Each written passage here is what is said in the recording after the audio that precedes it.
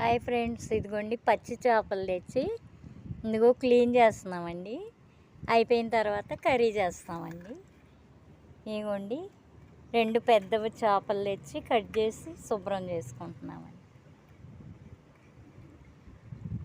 Hi friends, ఇందాక చేపలు శుభ్రం చేయటం చూపించాకండి, ఇప్పుడు కలిపి పెడుతున్నానండి. ఇదిగోండి ఒక 10 పచ్చిమిరపకాయలు ఇట్లా నిలువుగా ఇట్లా కోసుకోవాలండి. పెద్ద ఉల్లిపాయలు 2.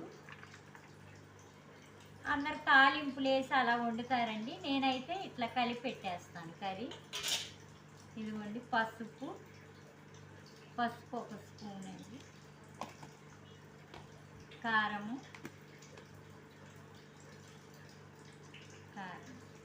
కొంచెం చేపల కూర కదండి, కొద్దిగా ఎక్కువ వేసుకోవాలి. ఇదిగోండి ఉప్పు కూడా ఇదిగోండి మళ్ళీ చూసి వేసుకోవచ్చండి. ఇప్పుడైతే 3 స్పూన్లు వేసుకోండి. అల్లం చిన్నులపాయ పేస్ట్ అండి. ఇదిగోండి ఒక పెద్ద టీ స్పూన్తో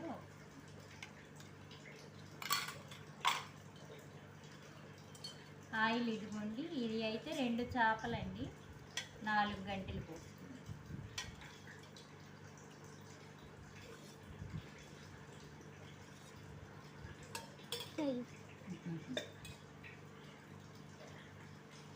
ఇదిగోండి ఫ్రెండ్స్ చింతపండు పులుసు.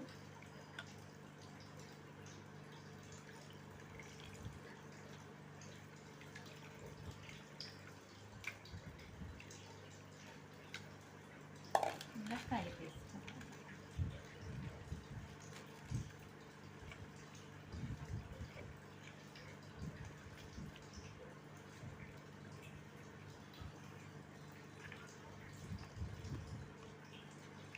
ఈ చేపలు మునిగే వరకు వాటర్ వేసుకోవాలండి. ఇందులో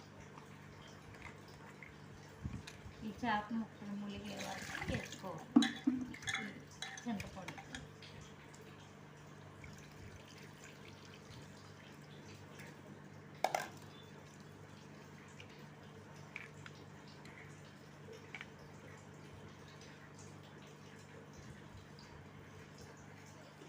కొంచెం కారం వేస్తాం. ఇది కారం నేను పట్టించుకున్నానండి, అందుకని ఈ కలర్లో ఉంది.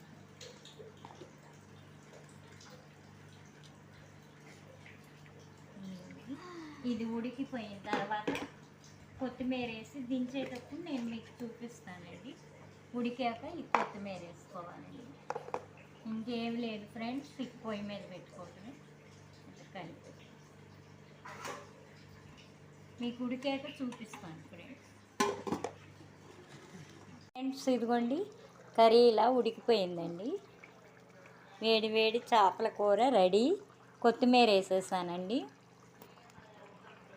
ఇవి ఇప్పుడు కొంచెం మనం ఉప్పు సరిపోయిందో లేదో చూసుకోవాలండి.